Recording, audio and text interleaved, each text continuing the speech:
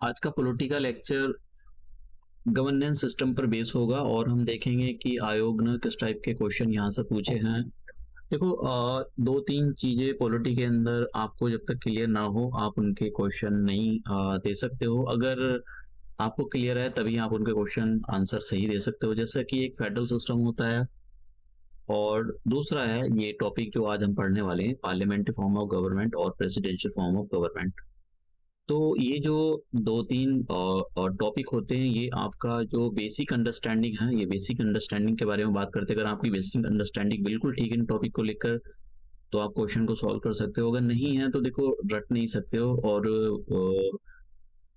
आप तो अगर इन सिस्टम को मतलब इन क्वेश्चन आते हैं तो फिर आप उनको सॉल्व भी नहीं कर सकते हो। अब बात कर लेते हैं यहाँ पर थोड़े से पिछले साल के क्वेश्चन। मैं आपको पिछले साल के क्वेश्चन दिखाऊंगा कि पिछले साल के क्वेश्चन आयोग ने किस टाइप के क्वेश्चन पूछे हैं। मैंने एक पॉलिटी की सीरीज चला रखी है, उसके अंदर 41 लेक्चर डाले हुए हैं। पिछले साल के क्वेश्चन सारे आयोग के द्वारा सॉल्व किए गए हैं। अब से लेकर जितना सभी आयोग ने एग्जाम कंडक्ट कराना शुरू किया था, तो आप वहां पर जाकर देख सकते हो। कुछ मैंने क्वेश्चन उसमें से हटा दिए थे जो कि मतलब आउटडेटेड थे। और थोड़ा सा एग्जाम के बारे में बात कर लेते हैं कि एग्जाम जो है, देखिए अभी तो यही चल रहा है कि शायद सब 27 अक्टूबर को नहीं होगा। और ये एग्जाम जो होगा आपका वो अभी पता नहीं 2 शिफ्ट में होगा या 1 शिफ्ट में होगा। अभी जो अब सभी ने देख लिया होगा कि यूट्यूब पर एक नोटिफिकेशन जो भी लेटर वगैरह एक सर्कुलेट हो रहा है, तो उसमें 7-8 दिसंबर की बात हो रही है। तो अब नोटिफिकेशन आएगा तो उसके बारे में देखेंगे कि आयोग क्या अपडेट देता है कि 2 शिफ्ट में कराएगा क्या कराएगा। लेकिन फिलहाल तो मुझे लगता है कि एग्जाम यहाँ पर नहीं होने वाला है। और ये जो मतलब पीसीएस, हमारे Uttar Pradesh public service commission का जो पीसीएस है, ये इसकी प्रॉब्लम नहीं है। ये बहुत सारे जो हमारे इंडिया के अंदर पीसीएस हैं, ये लोग इनकी कोई अकाउंटेबिलिटी है नहीं है। तो एग्जाम कराएं ना कराएं, कोई इनको कहने सुनने वाला है नहीं है। और सर कहने से देखो, ये अकाउंटेबल जनता को नहीं है, ये अकाउंटेबल किसको है? सरकार को। सरकार को जवाबदेही इनकी होती है। और सरकार किसको जवाब देती है? जनता को। तो जनता को पूछना चाहिए सरकार से कि ऐसा क्यों हो रहा है। और मतलब देखो होता क्या है, अभी कोलकाता में गैंगरेप हुआ तो मतलब छुटपुट जगह प्रोटेस्ट हो रहे हैं, कुछ कंक्लूजन ऑल इंडिया में कुछ हो नहीं रहा है। मतलब वही रिवॉल्ट 8057 वाला की आधा थोड़ा वहां हो गया आधा हो गया, एक कोऑर्डिनेशन नहीं है। तो कोऑर्डिनेशन नहीं होता तो चीजें सही से निकल कर नहीं आती है। इसलिए ये पीसीएस सुधरने वाले तो है नहीं है, चाहे उत्तर प्रदेश हो Bihar public service commission, exam इनके लीक होते हैं। लेकिन ये जो होता है यूपीएससी का एग्जाम कभी लीक नहीं होता है। और ये सब वो ड्रामेबाजी नहीं करता है कि नोटिफिकेशन निकालेगा नहीं निकालेगा, एग्जाम कराएगा फलाना डेट को कराएगा, ये पोस्टपोन कर दिया, तो ऐसा कुछ नहीं होता है। तो इन लोगों का ना सिस्टम बहुत खराब है, कोई अकाउंटेबिलिटी नहीं है इनकी। चलो मतलब इन्होंने बिल्कुल ही एक टाइप से ना गोबर करके रखा हुआ है। क्योंकि जब इतने दिनों से टाइम इनको मिला हुआ था तो इनको चेक करना चाहिए था कहाँ पर एग्जाम कंडक्ट कराने हैं। सरकार के साथ बात करते हैं, क्या एग्जाम कंडक्ट कराने से पहले ही इनको याद आ रहा है कि भाई अब जो सेंटर ढूंढने पड़ेंगे। तो ये कहीं ना कहीं मुझे लगता है कि लूप होल है सिस्टम के अंदर। अब ये तो सरकार को लूप होल भरने चाहिए और सरकार पर प्रेशर डालना चाहिए जनता को, लेकिन पता नहीं क्या है जो सिस्टम चल रहा है। तो हम अपने गवर्नेंस सिस्टम के बारे में देखेंगे कि हमारा जो गवर्नेंस सिस्टम है, देखिए एक तो होता है ऑटोक्रेसी। ऑटोक्रेसी के अंदर ये होता है कि सारी की सारी जो पावर होती है वो एक इंडिविजुअल के हाथ में होती है या कुछ कुछ ही लोगों के हाथ में होगी। और डिक्टेटरशिप क्या होता है? डिक्टेटरशिप में भी यही होता है कि पावर जो होती है वो होगी किसी एक पर्सन के हाथ में, लेकिन वो इतना, जैसे कि नॉर्थ कोरिया में डिक्टेटरशिप है। अभी इंडिया के अंदर बड़ा टॉपिक चल रहा था कि इंडिया के अंदर अपोजिशन पार्टी, एक्चुअली क्या अपोजिशन पार्टी के पास कोई मुद्दा तो है नहीं है। तो वो उनका एक काम होता है कि जब भी वो इलेक्शन में हार जाते हैं तो वो इंडिया के अंदर डिक्टेटरशिप आ गई, देखो जो इलेक्शन फेयर तरीके से नहीं कराया, इलेक्शन कमीशन की ईवीएम में खराबी हो गई, ये वो हो गया। तो इस टाइप का ढिढोरा पीटना शुरू कर देते हैं वो अपना मुंह बचाने के लिए, फेस सेविंग के लिए। और जब उनकी जीत होती है तो वो फिर सब कुछ ठीक बताते हैं। तो हमारे यहाँ पर उन्होंने एक ऐसा एक टॉपिक सेट करके रखा हुआ है, डिक्टेटरशिप लोगों के माइंड में कि इंडिया के अंदर डिक्टेटरशिप है। और बहुत सारे यूट्यूबर भी, मतलब बहुत बड़े बड़े यूट्यूबर जिनके कई कई मिलियन सब्सक्राइबर है, वो भी इस टॉपिक पर वीडियो बनाते हैं कि इंडिया के अंदर डिक्टेटरशिप। और जबकि उनको पता भी नहीं है डिक्टेटरशिप के सिम्टम क्या होते हैं।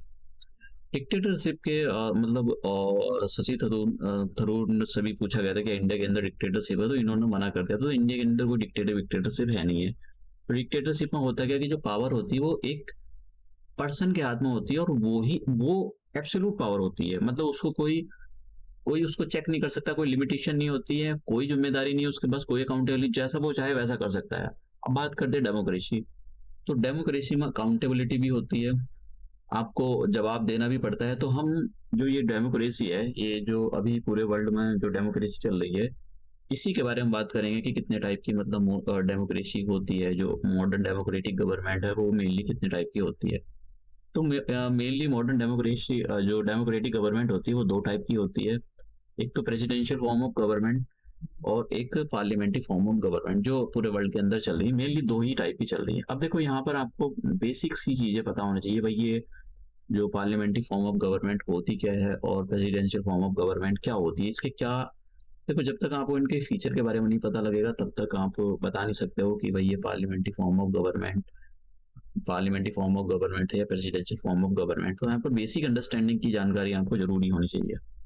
और ऐसा भी बोला जाता है कि इंडिया के अंदर जो है प्रेसिडेंशियल फॉर्म ऑफ गवर्नमेंट को इंट्रोड्यूस करना चाहिए। देखो प्रेसिडेंशियल फॉर्म इस टाइम जो है सबसे अच्छी जो है वो पार्लियामेंट्री फॉर्म ऑफ गवर्नमेंट है जो हमारे देश में चल रही है। प्रेसिडेंशियल फॉर्म ऑफ गवर्नमेंट में बहुत मतलब लूप होल तो इंडिया के अंदर भी है, लेकिन उसके अंदर लूप होल, जो सबसे बड़ा लूप होल वो है उसकी कोई उसमें कोई अकाउंटेबिलिटी नहीं होती। अभी हम पढ़ेंगे इनको, तो हम देखेंगे कि इसके अंदर प्रेसिडेंशियल फॉर्म ऑफ गवर्नमेंट के क्या फीचर होते हैं। और सबसे अच्छा एग्जाम्पल जो है इसका यूएसए है, यूनाइटेड स्टेट ऑफ अमेरिका। और इंडिया के अंदर देखेंगे इंडिया के अंदर किस टाइप की है, ब्रिटेन के अंदर किस टाइप की पॉलिसी ये है। तो अब हम बात करते हैं यहाँ पर कि हमारे जो कॉन्स्टिट्यूशन है, कॉन्स्टिट्यूशन के हमारा जो कॉन्स्टिट्यूशन है या हमारा जो भारत है, भारत के अंदर यूनिट है। यूनिट का मतलब हो गया स्टेट हो गया, और जैसे उत्तर प्रदेश मध्य प्रदेश इनको यूनिट बोलते हैं, स्टेट बोलते हैं। तो यहाँ भी क्या पार्लियामेंट्री फॉर्म ऑफ गवर्नमेंट, हाँ जी हाँ, यूनियन लेवल पर भी पार्लियामेंट्री फॉर्म ऑफ गवर्नमेंट है और स्टेट लेवल पर भी पार्लियामेंट्री फॉर्म ऑफ गवर्नमेंट है। यूनियन लेवल पर दो article parliamentary form of government से डील करते हैं, आर्टिकल 74 और आर्टिकल 75। देखो अभी तक क्वेश्चन पूछा तो नहीं गया कि पार्लियामेंट्री फॉर्म ऑफ गवर्नमेंट से कौन कौन से आर्टिकल यूनियन लेवल पर और जो सेंट्रल लेवल पर कौन कौन से दो आर्टिकल डील करते हैं, आर्टिकल 74 और आर्टिकल 75। और आर्टिकल 163 और आर्टिकल 164 स्टेट लेवल पर डील करते हैं। तो हमारे यहाँ पर स्टेट लेवल पर भी पार्लियामेंट्री फॉर्म ऑफ गवर्नमेंट है। अब देखिए हमारे यहाँ पर पार्लियामेंट्री फॉर्म ऑफ गवर्नमेंट को क्यों फॉलो किया, मतलब क्यों जब कॉन्स्टिट्यूशन बन रहा था और डिबेट चल रही थी कि भाई पार्लियामेंट्री फॉर्म ऑफ गवर्नमेंट को इंट्रोड्यूस करें या प्रेसिडेंशियल फॉर्म ऑफ गवर्नमेंट को इंट्रोड्यूस करें। तो हमारे यहाँ पर पार्लियामेंट्री फॉर्म ऑफ गवर्नमेंट को इंट्रोड्यूस किया गया था। पार्लियामेंट्री फॉर्म ऑफ गवर्नमेंट को इसलिए इंट्रोड्यूस किया गया था क्योंकि इसमें एक तो अकाउंटेबिलिटी होती है कि आपको जवाब देना पड़ता है जनता को, ठीक है। और जनता का मतलब होता है यहाँ पर पार्लियामेंट को आपको जवाब देना पड़ता है, जो लॉ मेकिंग बॉडी होती है, तो आपको उसको जवाब देना पड़ता है। और प्रेसिडेंशियल फॉर्म ऑफ गवर्नमेंट के अंदर कोई जवाबदेही जो है वहाँ पर प्रेसिडेंट की तय नहीं होती है। पार्लियामेंट्री फॉर्म ऑफ गवर्नमेंट के अंदर दो हेड होते हैं। अभी हम इसके बारे में देखते हैं इनके फीचर क्या होते हैं।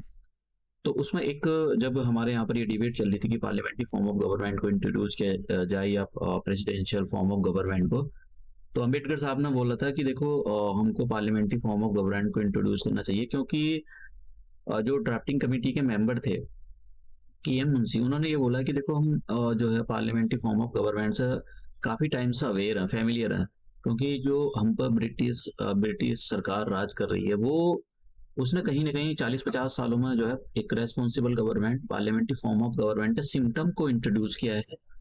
और पूरे वर्ल्ड में सबसे पहले parliamentary form of government Britain के अंदर ही इंट्रोड्यूस, मतलब वहीं पर ये इसकी शुरुआत हुई थी। तो ब्रिटेन इंडिया पर राज कर रहा था, और तो इंडिया के लोगों को भी इसके काम काज के बारे में पता लग गया था कि भाई ये पार्लियामेंट्री फॉर्म ऑफ गवर्नमेंट कैसे काम करती है। तो सबसे पहला जो ये पार्लियामेंट्री फॉर्म ऑफ गवर्नमेंट वो ब्रिटेन के अंदर इंट्रोड्यूस की गई थी, फिर इंडिया ने इसको फॉलो किया। तो एक तो ये था, लॉजिक था कि भाई ये हम इससे अवेयर हैं, इस फैमिलियर हैं, इसलिए हम पार्लियामेंट्री फॉर्म ऑफ गवर्नमेंट को अपनाना चाहिए। और दूसरा लॉजिक जो अंबेडकर साहब ने दिया था, जो डिबेट में चल रहा था, वो ये था कि देखो अकाउंटेबिलिटी मेन रीजन होता है। अभी जो ब्रिटेन के लोग थे, जब 200 सालों तक उन्होंने राज किया, तो मेन प्रॉब्लम क्या थी? मेन प्रॉब्लम ये थी कि उनकी कोई अकाउंटेबिलिटी नहीं होती थी। उनकी मर्जी है, कैसे करें, काला पीला जैसा भी उनको करना है वैसा ही करें। अकाउंटेबिलिटी नहीं होती थी, जो मतलब जनता को जवाब देना, जवाबदेही नहीं होती थी उनकी। तो इसलिए अम्बेडकर साहब ने बोला कि देखो अकाउंटेबिलिटी जो है वो बहुत ज़रूरी है, जनता को जवाब देना। आपने सपोज़ करो आपको पावर दे रखी है, आप ना 2-3 हज़ार करोड़ का घोटाला कर गए और फिर कहते हैं कि साहब हमको तो पता ही नहीं है, हमको तो पता ही नहीं है कि क्या चल रहा है क्या नहीं। तो आपको ज़िम्मेदारी, मतलब आपको अगर आप उसकी जो है कोई भी पावर आपको दी जाती है तो आपको उसकी जो ज़िम्मेदारी आपको जवाबदेही देना पड़ेगा। तो अब जैसे कि ये पीसीएस है तो इनको जवाबदेही सरकार को होती है और सरकार जवाब देती है जनता को। तो कहीं न कहीं सरकार को इनके कान कसने चाहिए, क्योंकि ये लोग बहुत ज़्यादा लापरवाही, एक्चुअली सर इनकी लापरवाही नहीं होती है, ये लापरवाही होती है सरकार की।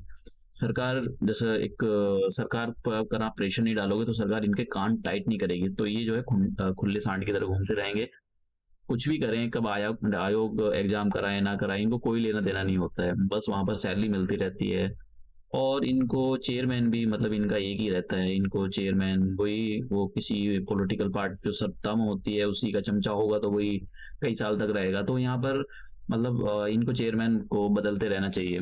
बहुत सारे लोग हैं जो बहुत अच्छा काम करते हैं, लेकिन वही है ना कि चेयरमैन एक ही रहेगा। अब वो चमचागिरी करता रहेगा सरकार की, तो वो एग्जाम कराए ना कराए कोई मतलब नहीं है। तो अकाउंटेबिलिटी मेन रीजन होते हैं। तो अब ये पता लगा, अब देखो अब हम यहाँ पर 2-3 चीज़ों के बारे में पढ़ लेते हैं जिनको क्वेश्चन सीधे-सीधे पूछे जाते हैं। मतलब अभी भी क्वेश्चन पूछे गए हैं जो मैंने आपको बोला है, लेकिन इस वाली स्लाइड पर तो क्वेश्चन नहीं पूछे गए कि आर्टिकल से रिलेटेड क्वेश्चन अभी तक नहीं पूछे गए। ये पार्लियामेंट्री फॉर्म ऑफ गवर्नमेंट को, इसको हम रेस्पॉन्सिबल गवर्नमेंट भी बोलते हैं, क्योंकि पार्लियामेंट्री फॉर्म ऑफ गवर्नमेंट के अंदर आपकी जवाबदेही जवाबदेही तय होती है। जवाबदेही तय करने का मतलब ये होता है कि अगर आप, जैसे कि हम एग्जाम्पल ले लेते हैं डिफेंस मिनिस्ट्री का। तो डिफेंस मिनिस्ट्री के अंदर अभी उसको राफेल को लेकर बहुत सारा कंट्रोवर्सी हो गई थी। तो सरकार को पार्लियामेंट में खड़ा होकर जवाब देना पड़ा। राहुल गांधी, अब बहुत सारी अपोजिशन पार्टी उनको ब्लेम लगा रही थी। सुप्रीम कोर्ट में भी ये मैटर गया था। तो फिर सुप्रीम कोर्ट में मैटर चला गया, सरकार को बोलना पड़ रहा है भाई, इतना जो भी कुछ बोला उन्होंने वहां पर पार्लियामेंट के अंदर खड़ा होकर, लेकिन सरकार को जवाब देना पड़ता है। तो पार्लियामेंट्री फॉर्म ऑफ गवर्नमेंट के अंदर अगर मान लो प्रेसिडेंशियल फॉर्म ऑफ गवर्नमेंट होती तो उसमें कोई जवाब ववाब नहीं देना, कोई पार्लियामेंट में जाने की जरूरत नहीं है। वहां पर प्रेसिडेंट को वहां पर बोलेंगे कि साहब आप क्लियरिटी, उसको क्लैरिफाई करने की जरूरत नहीं होती। तो रेस्पॉन्सिबल जो गवर्नमेंट होती है ये केवल पार्लियामेंट्री फॉर्म ऑफ गवर्नमेंट में ही पॉसिबल हो पाता है, क्योंकि पार्लियामेंट्री फॉर्म ऑफ गवर्नमेंट के अंदर जो एग्जीक्यूटिव होती है, एग्जीक्यूटिव का मतलब होती है जो लॉ को इम्प्लीमेंट करने वाली एजेंसी होती है। जैसे अभी हमारे यहाँ पर जो लॉ बनते हैं उनको इम्प्लीमेंट कौन करता है, हमारे यहाँ पर जो लॉ बनते हैं उनको, जैसे पार्लियामेंट के अंदर लॉ बने तो लॉ को एग्जीक्यूटिव इम्प्लीमेंट करेगी।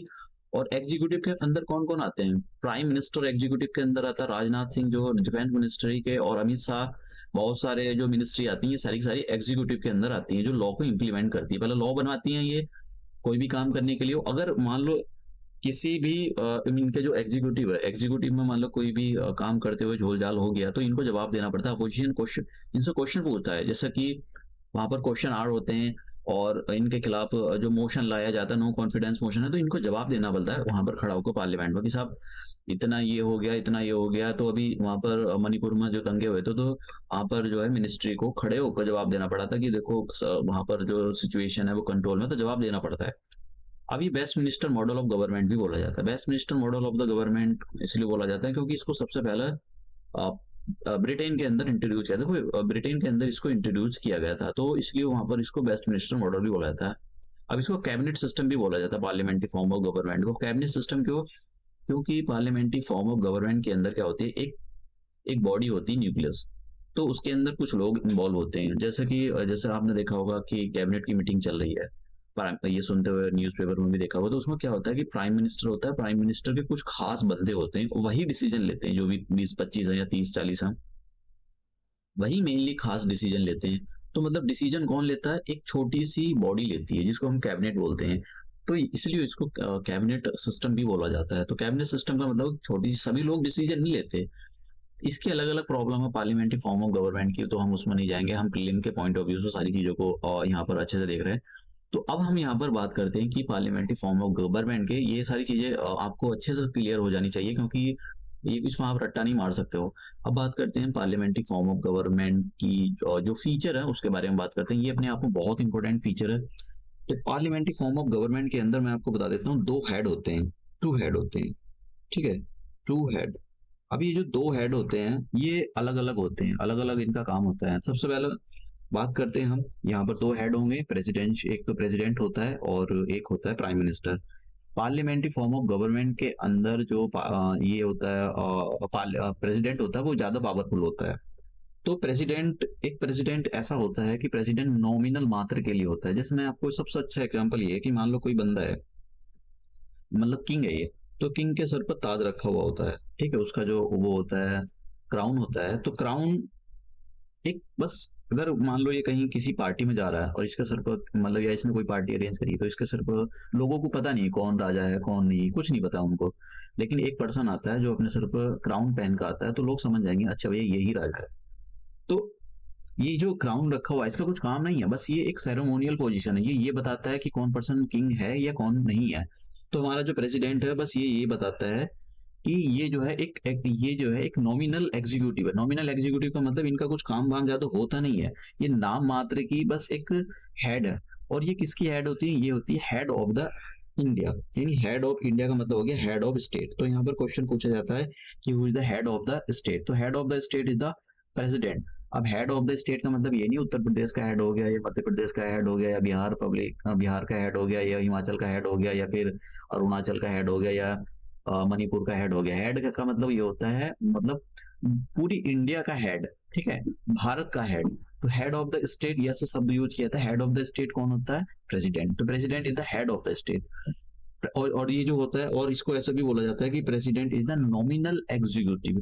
ऐसा भी बोला जाता है डी यूरे एग्जीक्यूटिव, टाइट्यूरियर एग्जीक्यूटिव। बस टाइटल का होता है, इसका कुछ काम वाम होता नहीं। जैसे मैंने बताया कि जो राजा होता है, राजा के सर पर ताज रखा रहता है, तो अगर लड़ना जाना हो तो केवल राजा को जाना पड़ेगा, अपना ताज रखा है।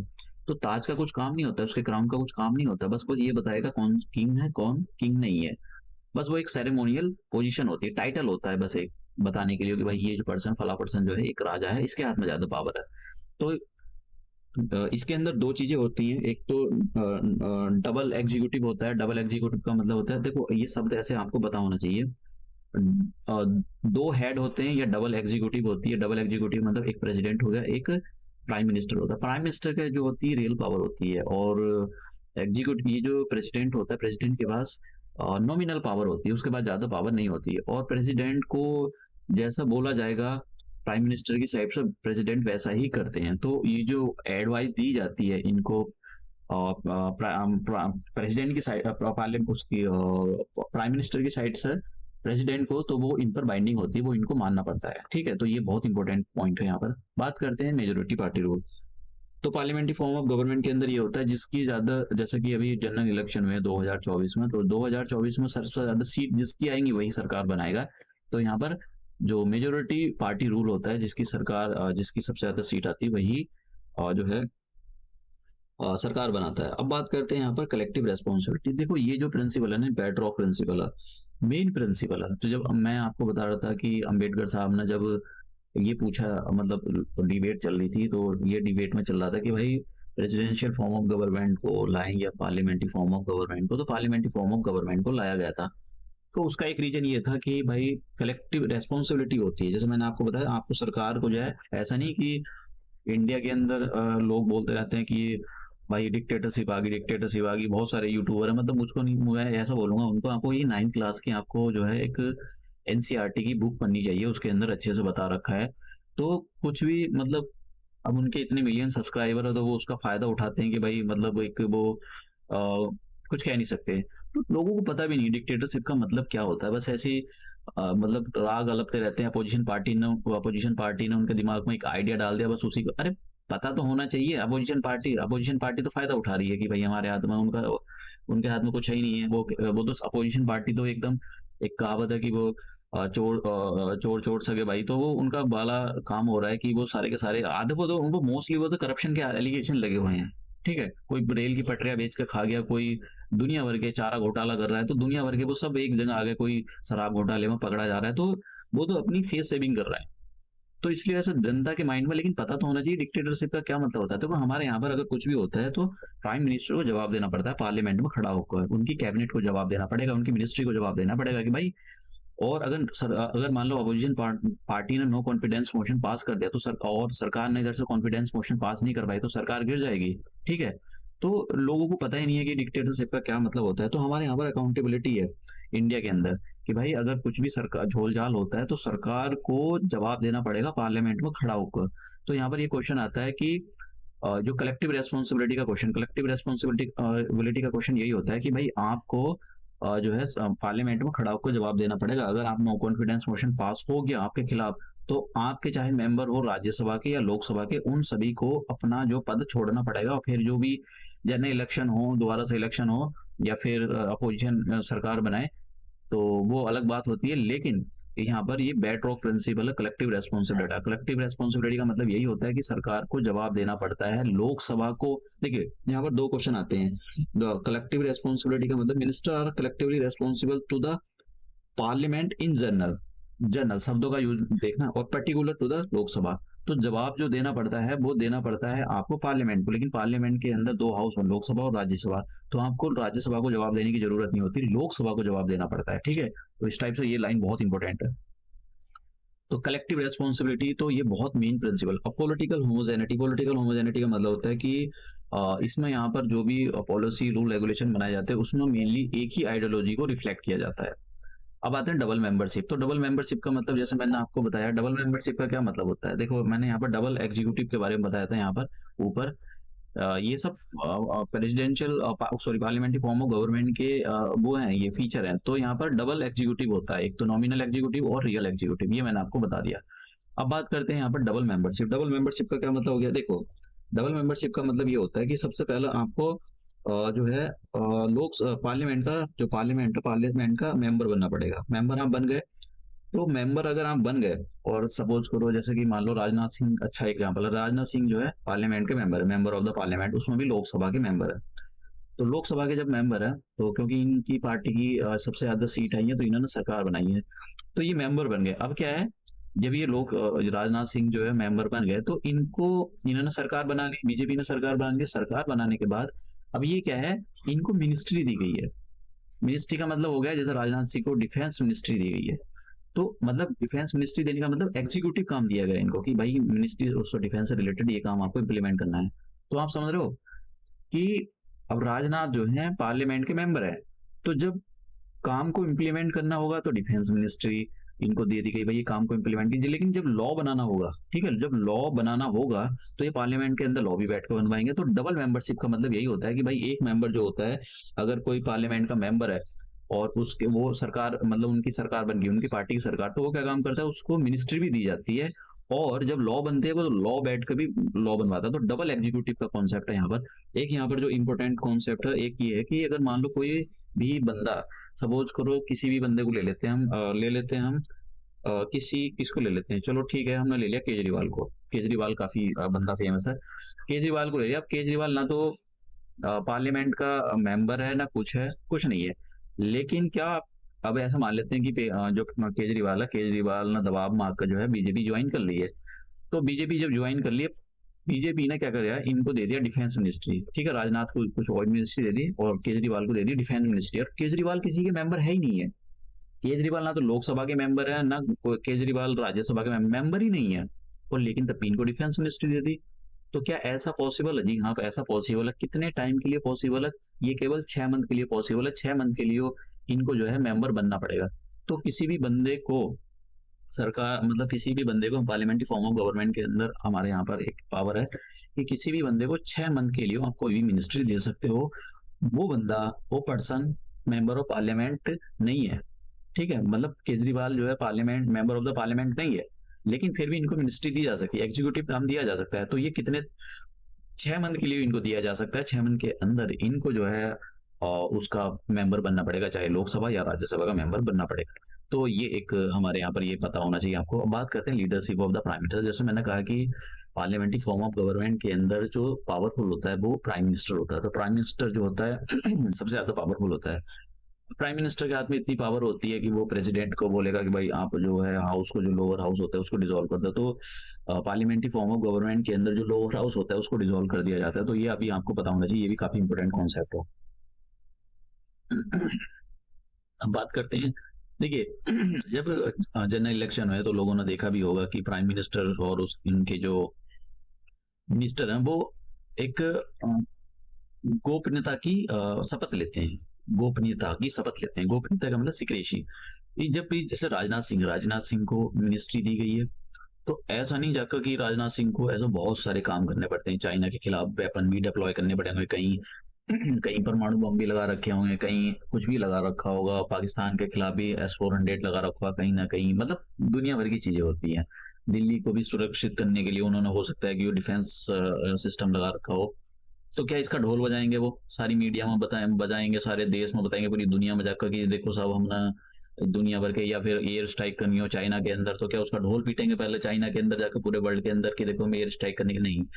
तो वो तो अब सिक्रेसी बहुत जरूरी होती है कि भाई आपको अगर कुछ काम दिया गया है तो आप उसको चुप रखोगे, उसको किसी के सामने मुंह फट इंसान को तो नहीं अब बोल सकते, वो तो किसी के सामने तो हटा दिया जाएगा फिर उसको। तो वो तो सिक्रेसी कौन दिलवाता है? प्रेसिडेंट। तो प्रेसिडेंट ने, आपने देखा था जब भी वो तो सीक्रेसी दिलाई जा रही थी तो वो बहुत रात तक चली थी, 9:30 बजे तक, 10:30 बजे तक, पता नहीं कितने टाइम तक चली थी। तो वो तो सीक्रेसी का मतलब ये होता है कि भाई आपको जो भी काम दिया गया है वो उसको आप किसी के सामने एक्सपोज नहीं करोगे, उसको बताओगे नहीं।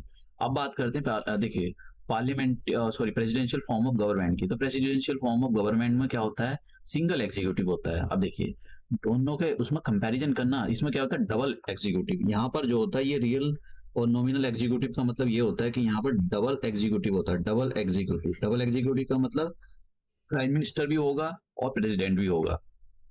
आप समझ गए? प्रेसिडेंट जो होता है वो नॉमिनल एग्जीक्यूटिव होता है, प्राइम मिनिस्टर रियल एग्जीक्यूटिव होता है।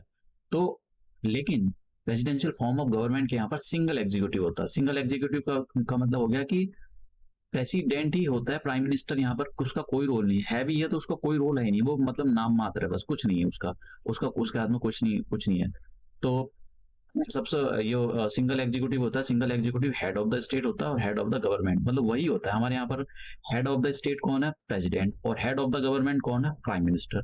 लेकिन प्रेसिडेंशियल फॉर्म ऑफ गवर्नमेंट के अंदर हेड ऑफ द स्टेट और हेड ऑफ द गवर्नमेंट एक ही बंदा होता है, वो है प्रेसिडेंट। ठीक है? तो एक चीज तो ये हुआ सिंगल एग्जीक्यूटिव। दूसरा कि प्रेसिडेंट के हाथ में वहां पर कोई, प्रेसिडेंट जो होता है, अमेरिका की बात करें, अमेरिका के अंदर प्रेसिडेंशियल फॉर्म ऑफ गवर्नमेंट है, तो अमेरिका के अंदर प्रेसिडेंशियल फॉर्म ऑफ गवर्नमेंट, तो अमेरिका के हाथ, अमेरिका का जो प्रेसिडेंट है उसका कोई लेना देना नहीं। जो वहाँ की जो पार्लियामेंट है, वहाँ की पार्लियामेंट को कांग्रेस बोला जाता है, उसको कोई लेना देना नहीं। उनके लोअर हाउस को डिसॉल्व हो या ना हो, उनको कोई लेना देना नहीं है।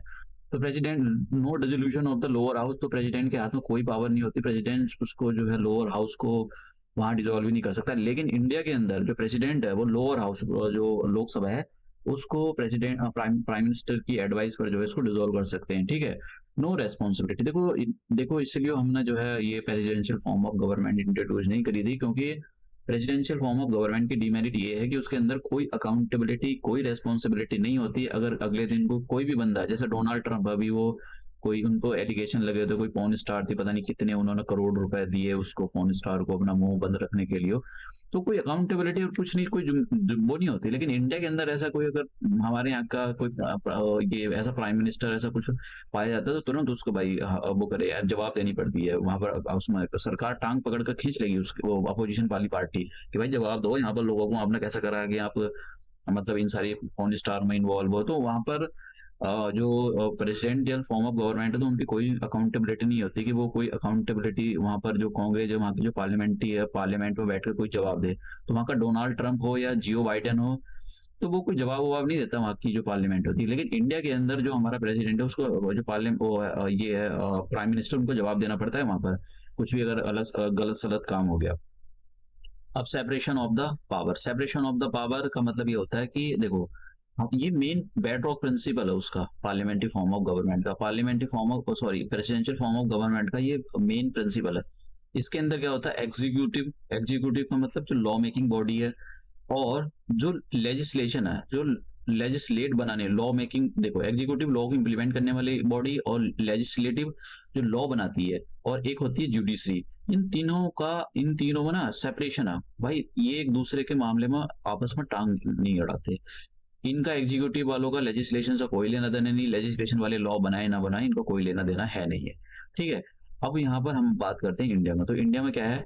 इंडिया में जैसे मैंने राजनाथ का अच्छा एग्जांपल दिया था, राजनाथ सिंह का, तो वो पार्लियामेंट के मेंबर भी हैं, और जब लॉ बनाया जाता है, मान लो कि जीएसटी पर लॉ जब बना था तो उन्होंने वोट वहां पर बैठकर लॉ डिबेट डिस्कशन किया था, लॉ बनवाया था। अब उसको लॉ को इम्प्लीमेंट किया है, तो लॉ को इम्प्लीमेंट भी कौन करेगा? मान लो लॉ को इम्प्लीमेंट भी राजनाथ सिंह कर रहे हैं, तो उनको फाइनेंस मिनिस्टर बना देगा। तो लॉ को इम्प्लीमेंट भी मतलब राजनाथ सिंह कर रहे हैं, और लॉ को बनवाया भी। तो यहाँ पर जो सेपरेशन ऑफ द पावर है, वो यहाँ पर इंडिया के अंदर वो कंप्लीटली ठीक नहीं बैठता है। मतलब पार्लियामेंट्री फॉर्म ऑफ गवर्नमेंट के अंदर कंट्रोल कोऑर्डिनेशन वाला सिस्टम है। कोऑर्डिनेशन वाला का मतलब एग्जीक्यूटिव, और जो एग्जीक्यूटिव वाले बंदे होते हैं वही लेजिस्लेशन वाले बंदे होते हैं, ठीक है। तो ये इन दोनों में आपस में एक तालमेल होता है। लेकिन एग्जीक्यूटिव उसके अंदर प्रेसिडेंशियल फॉर्म ऑफ गवर्नमेंट के अंदर जो एग्जीक्यूटिव होती है वो बिल्कुल ही अलग होती है, उनका लॉ मेकिंग बॉडी से कोई लेना देना नहीं होता है, ठीक है। तो complete separation of the power का कॉन्सेप्ट यहाँ पर मेन पावर होता है प्रेसिडेंशियल फॉर्म ऑफ गवर्नमेंट के अंदर। तो ये सारे के सारे आप जो है, अगर मेंस में कुछ आता है तो आप सारे कोट कर सकते हो। अब बात करते हैं इंडिया के मॉडल के बारे में, और क्योंकि इंडिया का मॉडल और इंडिया ने जो अपना पार्लियामेंट्री फॉर्म ऑफ गवर्नमेंट लिया वो ब्रिटेन से लिया है। लेकिन ब्रिटेन के पार्लियामेंट्री फॉर्म ऑफ गवर्नमेंट में और इंडिया के पार्लियामेंट्री फॉर्म ऑफ गवर्नमेंट में अंतर है। क्या अंतर है? एक तो ये अंतर है कि वहाँ की जो पार्लियामेंट बहुत ही पावरफुल है। इंडिया की जो पार्लियामेंट इतनी पावरफुल नहीं है। देखो, वहाँ क्या ऐसा माना जाता है कि ब्रिटेन की पार्लियामेंट इतनी पावरफुल है कि वो जेंडर को चेंज ना करके सारे चीजें चेंज कर देती है। आप समझ रहे हो? लड़के को लड़का नहीं बना सकती है और लड़की को लड़का नहीं बना सकती है, इतनी बाकी सारे काम कर लेती है। इतनी पावरफुल वहां पर जो है मतलब पार्लियामेंट है, उसकी नकेल कसने वाला कोई नहीं है। तो इंडिया के अंदर ऐसा कुछ नहीं है। इंडिया ने अगर कोई लॉ बनाया, ठीक है, अगर इंडिया ने कोई भी लॉ बनाया और फिर उसका जुडिशियल रिव्यू होता है, तो जुडिशरी ने बोल दिया कि भाई ये जो लॉ है ये कॉन्स्टिट्यूशन के अकॉर्डिंग नहीं है बना हुआ, तो फिर उसको लॉ को नल एंड वॉइड खत्म कर दिया जाता है कि भाई इस लॉ को हटाओ, ये तुमने गलत लॉ बनाया है। तो लेकिन ब्रिटेन के अंदर ऐसा सिस्टम नहीं है। ब्रिटेन के अंदर कोई भी वहां पर अगर पार्लियामेंट वहां कुछ भी करती है तो वहां का जो कोर्ट है वो जुडिशियल रिव्यू नहीं, मतलब उसका कोई लेना देना नहीं है, वो उस पर रोक ही नहीं लगा सकता है वहां की पार्लियामेंट पर। लेकिन इंडिया के अंदर इंडिया की जो पार्लियामेंट है उसको कौन रोक लगा सकता है, उसके कौन जो लॉ बनाए हुए हैं उसको कौन उसको लिमिट लगा सकता है? वो जुडिशरी। तो जुडिशरी हमारे यहाँ पर जो है उसके हाथ में इतनी पावर होती है कि वो जो जो लॉ बनाए गए हैं पार्लियामेंट के थ्रू उनको नल एंड वॉइड कर सकती है अगर वो कॉन्स्टिट्यूशन के अकॉर्डिंग नहीं बने हुए तो, ठीक है। तो ये हमारा पार्लियामेंट्री फॉर्म ऑफ गवर्नमेंट हुआ। अब हम देखते हैं कि आयोग में किस टाइप के क्वेश्चन पूछे हैं। देखिए, constitution of India provides which type of the governance system. तो हमारे यहाँ पर जो गवर्नेंस सिस्टम है parliamentary form of government system है, तो इसका आंसर जो है सी। अब लोगों को तो मतलब ऐसी कुछ भी इस टाइप के क्वेश्चन अगर कोई आ गया, यूपी पीसीएस का क्वेश्चन है ये, कोर्स थोड़े से पुराने हैं लेकिन भैया ये क्वेश्चन पूछे गए हैं। और ये क्वेश्चन ऐसे नहीं है कि मतलब आपने रट लिया, रटोगे नहीं। हर चीज का डेमोक्रेटिक का presidential form of government semi democratic इनका मतलब है। तो जब तक इनको मतलब नहीं पता आपको नहीं कर सकते हो। दूसरा question, beach of the following is not the feature of the Indian constitution. हमारे इंडियन कॉन्स्टिट्यूशन का फीचर नहीं है। देखो, हमारे इंडियन कॉन्स्टिट्यूशन का फीचर जो है प्रेसिडेंशियल फॉर्म ऑफ गवर्नमेंट नहीं है। हमारे यहाँ पर प्रेसिडेंशियल फॉर्म ऑफ गवर्नमेंट नहीं है, तो आंसर हो जाएगा B. Parliamentary form of government है, इंडिपेंडेंट जुडिशरी है, फेडरल सिस्टम है, ठीक है। तो हमारे यहाँ पर फेडरल सिस्टम भी है, इंडिपेंडेंट जुडिशरी भी है। और इंडिपेंडेंट जुडिशरी का मतलब ये हो गया कि वो ऐसा नहीं किसी सरकार के काम दबाव में काम करती है। और पार्लियामेंट्री फॉर्म ऑफ गवर्नमेंट भी है, लेकिन प्रेसिडेंशियल फॉर्म ऑफ गवर्नमेंट नहीं है। तो आंसर कितना हो जाएगा? बी। ये उसने पूछा कौन सा फीचर नहीं है, ठीक है। बात करते नेक्स्ट। अब बात next question, there is a parliamentary system of government in India because. हमारे यहाँ पर पार्लियामेंट्री फॉर्म ऑफ गवर्नमेंट है, क्यों? बहुत ही इंपॉर्टेंट है ये, क्योंकि अकाउंटेबिलिटी, कलेक्टिव रेस्पॉन्सिबिलिटी, मैंने आपको बताया था बेड रॉक प्रिंसिपल है ये वाला। ये तो हमारे यहाँ पर पार्लियामेंट्री फॉर्म ऑफ गवर्नमेंट है, उसका एक रीजन, सबसे बड़ा रीजन तो यही था कि भाई अगर जो मतलब एग्जीक्यूटिव है, ये जो काउंसिल ऑफ मिनिस्टर है, ठीक है, council of minister executive body होती है। ये काउंसिल ऑफ मिनिस्टर अगर इसने मान लो कि सपोज करो कि हम ऐसे ले लेते हैं कि इन्होंने कोई लॉ बना दिया, या लॉ बना दिया, कोई भी लॉ बना दिया, ठीक है। अब लॉ तो बना दिया इन्होंने, अब लॉ में इन्होंने जो एग्जीक्यूटिव ने मान लो कि 20,000 करोड़ का झोल झाल कर दिया, 20,000 करोड़ इन्होंने आपस में बांटे। तो अगर अकाउंटेबिलिटी नहीं होती है तो 20,000 रुपए करोड़ के तो खुद मजे लेते एकदम बल्ले बल्ले हो जाती, घर में इनके दुनिया भर के अमीर होते हैं। अब वैसे भी कहते हैं करप्ट तो होते ही ये लोग, पॉलिटिशियंस मोस्टली तो करप्ट ही हैं, रेपिस्ट हैं। अब तो वो भी आने लग गए हैं, क्या कहते हैं, आतंकवादी भी हमारे सिस्टम में आने, सेपरेटिस्ट भी आने लग गए हमारे सिस्टम में। तो ये काउंसिल ऑफ मिनिस्टर जो है, ये इनको अगर इन्होंने 20,000 करोड़ का झोल झाल कर दिया, करप्शन कर दिया, तो भाई जवाब देना पड़ेगा। सरकार वो पूछेगी अपोजिशन पार्टी, तो अपोजिशन पार्टी लोकसभा में पूछेगी जवाब दो कहाँ गए 20,000 करोड़ रुपए, तो सरकार को पूरा ब्यौरा देना पड़ेगा, उसका कमेटी भी बनेगी, सब कुछ होगा। तो सरकार जो है रेस्पॉन्सिबिलिटी एक नाम की चीज होती है पार्लियामेंट्री फॉर्म ऑफ गवर्नमेंट के अंदर, तो इसलिए इसलिए हमने जो है इस पार्लियामेंट्री फॉर्म ऑफ गवर्नमेंट को अपनाया, तो आंसर हो जाएगा D. The main advantage of the, एक सेकेंड, नेक्स्ट क्वेश्चन है कि main advantage of the parliamentary form of government is that, तो इसके बारे में मेन एडवांटेज के बारे में आपको बताना है।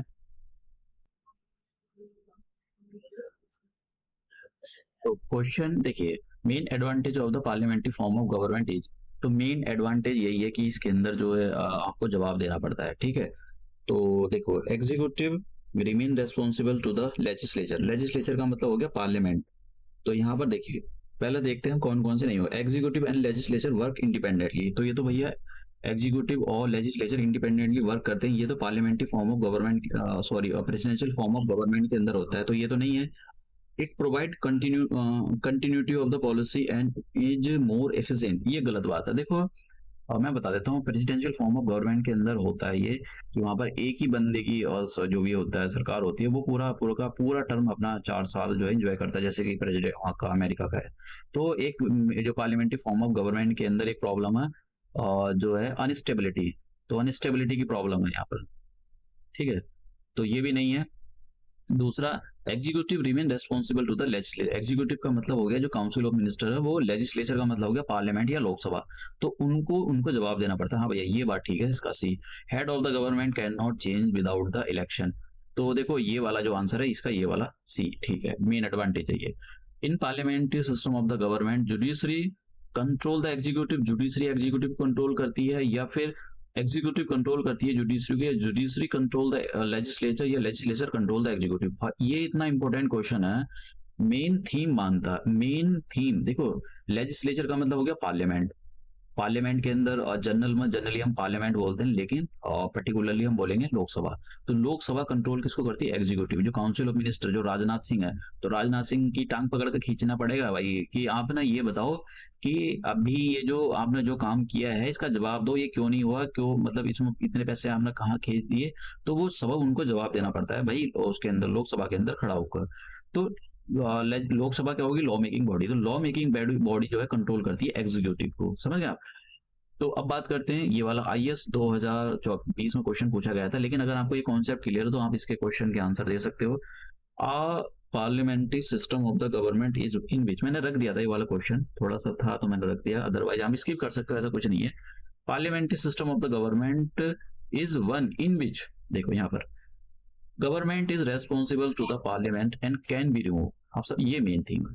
मैंने बताया गवर्नमेंट का मतलब होता है काउंसिल ऑफ मिनिस्टर, एग्जीक्यूटिव, तो एग्जीक्यूटिव ने अगर झोल झाल कर दिया तो उसको जवाब देना पड़ता है पार्लियामेंट को, पार्लियामेंट में भी देना पड़ेगा उसको लोकसभा को, तो और फिर लोकसभा को जवाब देना पड़ेगा, और झोल झाल हो गया कुछ तो लोकसभा क्या काम करेगी? एक नो कॉन्फिडेंस मोशन पास करेगी। नो कॉन्फिडेंस मोशन कौन? अपोजिशन पार्टी करती है, और फिर इनकी सरकार गिर जाएगी, समझ गया। तो मान लो ये कोई किसी उल्टे सुल्टे काम में लिप्त पाएगी मोदी गवर्नमेंट, और फिर जो इनके खिलाफ नो कॉन्फिडेंस मोशन पास कर दिया गया लोकसभा में, तो भाई मोदी सरकार गिर जाएगी। तो ये मेन प्रिंसिपल है। अब देखो, in presidential government all the executive powers are vested in, सारी की सारी पावर प्रेसिडेंट के हाथ में होती है। प्रेसिडेंट मोस्ट पावरफुल, देखो पूरे वर्ल्ड में कौन पावरफुल है इस टाइम का? अमेरिका का प्रेसिडेंट, क्योंकि उसके हाथ में बहुत पावर है, तो वो किसी पर परमाणु बम गिरा दे, कुछ भी गिरा दे, उसको कोई लेना देना नहीं है उसका किसी से, वो बहुत पावरफुल है। Which one of the following statement is correct? देखो, constitution of India is presidential, हमारा कॉन्स्टिट्यूशन, ये गलत है। इंडिया इज टाइटूलियर मोनार्की, तो इसके बारे में थोड़ा सा भी पढ़ेंगे। India is a parliamentary form of government, तो आंसर हो जाएगा डी। तो इसका मतलब अलग होता है। देखो हमारे यहाँ पर एक क्वेश्चन आएगा, भी बताऊंगा। एक है हमारे यहाँ पर रिपब्लिकन, अगर आपसे पूछा जाए कि इंडिया इज अ रिपब्लिक, तो इसका क्या मतलब होता है? इंटरव्यू में आपसे मान लो क्वेश्चन पूछा गया इंडिया इज अ रिपब्लिक, इसका क्या मतलब होता है? अगर इंटरव्यू में आपसे क्वेश्चन पूछा जाए तो क्या जवाब दोगे? देखिए इसका मतलब ये होता है कि इंडिया का जो हेड होता है, अब आप कहोगे prime minister, prime minister head नहीं है, head of the head of the state is the president. तो ये जो हेड होता है प्रेसिडेंट, ये आता है इलेक्ट होकर, ठीक है, ये इलेक्ट होकर आता है, भले से इनडायरेक्ट इलेक्ट होकर है, लेकिन इलेक्ट होकर आता है ये। तो रिपब्लिक वहां पर होते हैं जहां पर जो हेड ऑफ द स्टेट होता है, हेड ऑफ द, जैसे इंडिया का जो हेड है उस टाइम वो कौन है, प्रेसिडेंट। तो ये इलेक्ट होकर आता है, इसलिए हम रिपब्लिक बोलते हैं। तो इंडिया इज अ रिपब्लिक, आप समझ गए। लेकिन ये जो मोनार्की लगा हुआ है, मोनार्की का मतलब क्या हो गया, मोनार्की का मतलब ये हो गया कि वहां का जो हेड होगा, जैसे ब्रिटेन है, ब्रिटेन का जो हेड है वहां पर क्वीन या किंग सिस्टम चलता है, तो वो कोई उसके इलेक्शन विलेक्शन नहीं होते हैं। तो उसका जो अभी वो क्वीन एलिजाबेथ सेकंड मरी, उसने अपने बेटे को बना दिया, तो उसके कोई इलेक्शन थोड़ी हुए थे। अब ये मर जाएगा तो अपने बेटे को या बेटी को बना देगा, फिर ये सिस्टम चलता रहता है, तो इसमें कोई इलेक्शन नहीं होता, इसलिए मोनार्की टाइटुलियर मोनार्की बोलते हैं। India is a titular monarchy, India एक टाइटुलियर मोनार्की नहीं है, India is a titular republic. तो इंडिया का जो तो आंसर कितना हो जाएगा इसका, ये। तो ऐसे क्वेश्चनों के आंसर आप नहीं दे सकते हो रट्टा मारकर। विच one of the following is the basic feature of the presidential government. देखिए प्रेसिडेंशियल गवर्नमेंट का बेसिक फीचर क्या है इसमें से, सिंगल एग्जीक्यूटिव, इसमें ये दे रखा है तो सिंगल एग्जीक्यूटिव, इसका आंसर हो गया सिंगल एग्जीक्यूटिव, क्योंकि मैंने आपको बताया था कि head of the government and head of the state is the president. तो प्रेसिडेंट सबसे ज्यादा पावरफुल होता है और एक ही एग्जीक्यूटिव होती है, लेकिन पार्लियामेंट्री फॉर्म ऑफ गवर्नमेंट के अंदर दो एग्जीक्यूटिव होते हैं, एक तो प्रेसिडेंट होता है, एक होता है प्राइम मिनिस्टर। तो prime minister head of the government होता है, ठीक है, और जो प्रेसिडेंट होता है वो हेड ऑफ द स्टेट होता है। हेड ऑफ द स्टेट का मतलब हो गया यहाँ पर इंडिया, कोई उत्तर प्रदेश मध्य प्रदेश की बात नहीं हो रही है, कभी आप स्टेट सोच लो कि हमारे स्टेट की बात हो रही है। Which of the following is correct? The main feature of the presidential form of government. तो presidential form of government का main feature बताना है आपको। Head of the executive is the president. Head of the executive, चलो देखते हैं भाई। देखियो, head of the executive is the president, ये भी बात ठीक है। President appoint his council of minister, ठीक है। President cannot dissolve the legislature, देखो ये तो मैंने आपको बता दिया कि वहाँ का जो ये वाला तो ठीक है कि प्रेसिडेंट जो होता है, जो लॉ मेकिंग बॉडी होती है, जैसे वहाँ का अमेरिका के अंदर प्रेसिडेंशियल सिस्टम चलता है, तो वहां पर जो डोनाल्ड ट्रम्प, नहीं उसको ले लेते हैं जियो बाइडेन को, जियो बाइडेन जो है वहाँ की जो पार्लियामेंट है, पार्लियामेंट का नाम है वहाँ कांग्रेस, तो कांग्रेस को डिसॉल्व नहीं कर सकता है वहाँ की जो लोअर हाउस है। तो ये बात बिल्कुल ठीक है। दूसरा, head of the executive is the president. तो प्रेसिडेंट जो होता है वहां पर हेड ऑफ द एग्जीक्यूटिव और हेड ऑफ द गवर्नमेंट। तो देखो हेड ऑफ द गवर्नमेंट भी एग्जीक्यूटिव है और हमारे यहाँ पर हेड ऑफ द गवर्नमेंट अलग अलग होते हैं। तो president appoint his council of minister, तो ये देखो ये वाली बात भी ठीक है, ये वाली बात ठीक है। काउंसिल, ये जो प्रेसिडेंशियल फॉर्म ऑफ गवर्नमेंट के अंदर होता क्या है आप समझो जरा। ये जो प्रेसिडेंशियल फॉर्म ऑफ गवर्नमेंट होती है, इसमें जो प्रेसिडेंट अपनी एक काउंसिल बनाता है, तो उसके अंदर काउंसिल के अंदर उसका मान लो उसके चाचा का लड़का हो गया, उसकी ताई का लड़का हो गया, उसके फूफा का लड़का हो गया, उसको सबको वो जो है सबको कह देगा आ जाओ भाई तुमको जॉब दे दो, इसका साला हो गया और इसका उसके मतलब सबको काम दे देगा, ये डिपार्टमेंट सबको मिनिस्ट्री दे देगा, चाहो तुमको डिफेंस मिनिस्ट्री दे दी, तुमको ये दे दी। तो इनके कोई इलेक्शन नहीं होते हैं, ये बंदा ए था, ये बी था, ये सी था, तो इनके इलेक्शन नहीं होंगे, 1 2 3 के इलेक्शन नहीं होंगे। अब बात करते हैं इंडिया की। तो ये तो होगी वहाँ के प्रेसिडेंट की बात। इंडिया के बारे में, इंडिया के बारे में जैसे जैसे मान लो कि जो मिनिस्ट्री दी गई है, डिफेंस मिनिस्ट्री दी गई, तो डिफेंस मिनिस्ट्री अगर नत्थु खैर को नहीं दी जाएगी, भैया पहले आपको मेंबर बनना पड़ेगा पार्लियामेंट का, तभी आपको मिनिस्ट्री देनी पड़ेगी, मिनिस्ट्री होगी। तो वहाँ की जो ये जो प्रेसिडेंट, तो हमारे यहाँ पर क्या होता है कि मिनिस्ट्री मिनिस्ट्री के जो बंदे होते हैं, जैसे कि मान लो कि प्रेसिडेंट वो हो गया एग्जीक्यूटिव, तो एग्जीक्यूटिव अपॉइंट तो प्रेसिडेंट ही करता है, लेकिन उसके हाथ में इतनी पावर नहीं होती वो कि वो खुद ही अपॉइंट कर दे। वो हमेशा प्राइम मिनिस्टर की एड एंड एडवाइस पर ही जो रिकमेंड करता है। जैसे राजनाथ है, राजनाथ सिंह को क्यों बनाया गया, क्योंकि राजनाथ सिंह को इसलिए डिफेंस मिनिस्ट्री दी गई क्योंकि प्रेसिडेंट जो हमारा जो ये जो है प्राइम मिनिस्टर बोला था, प्राइम मिनिस्टर ने जो है प्रेसिडेंट को बोला कि साहब इनको जो है इनको मिनिस्टर बना दो, तो इसलिए उनको मिनिस्टर बनाया गया। ऐसा नहीं कि उसने जो प्रेसिडेंट खुद ही बोल दिया भाई यू आर द मिनिस्टर, ना ना ऐसा नहीं होता बिल्कुल भी। लेकिन ये जो प्रेसिडेंशियल फॉर्म ऑफ गवर्नमेंट होती है, इसके अंदर काउंसिल ऑफ मिनिस्टर, मतलब किसी को भी कोई मिनिस्ट्री देने की, वो सारा का सारा अधिकार प्रेसिडेंट के हाथ में होता है। तो ये वाला भी ठीक है, तो इसका जो है डी आंसर है। तो समझ गए आप, ये बहुत ही इंपॉर्टेंट टॉपिक है। The parliamentary form of government was first introduce Britain के अंदर। दूसरा कि बीच ऑफ द फॉलोइंग, एक ये वाला लास्ट क्वेश्चन बचा है कि एक सेकेंड, लास्ट नहीं 3 क्वेश्चन और बचे। तो यहाँ पर लिखा है कि which of the following was the differentiate Indian parliamentary system and the British parliamentary system. तो देखो हमारे यहाँ पर एक जो सबसे बड़ा ये है क्या, जुडिशियल रिव्यू का, बाइकैमरियलिज्म, रियल और नॉमिनल एग्जीक्यूटिव, वहां भी है रियल और नॉमिनल एग्जीक्यूटिव, वहां भी है, वहां भी दो हाउस हैं, जुडिशियल रिव्यू और कलेक्टिव रेस्पॉन्सिबिलिटी। तो देखो एक second,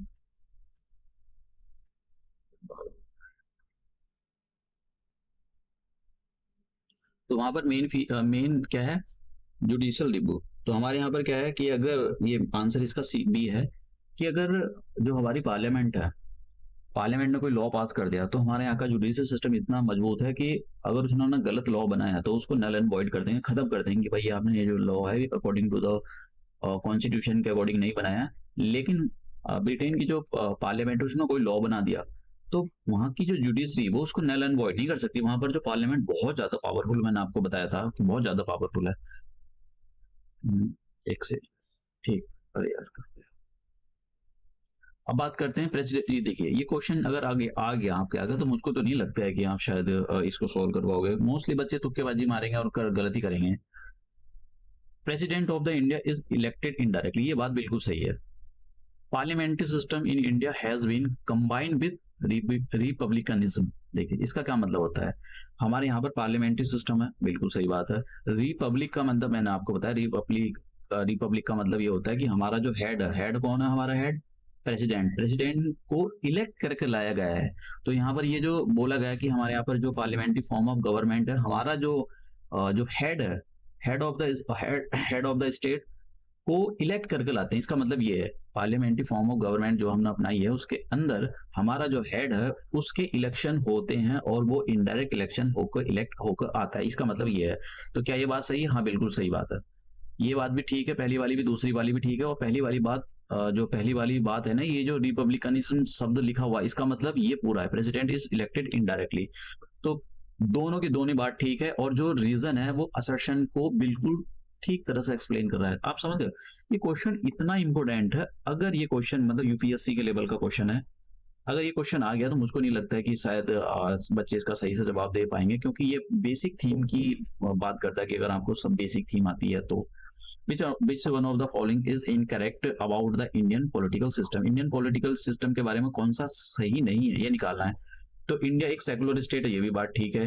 parliamentary system of the government, ये भी बात ठीक है। Federal policy presidential form of government नहीं है हमारे यहाँ पर, तो ये आंसर जो है डी है इसका।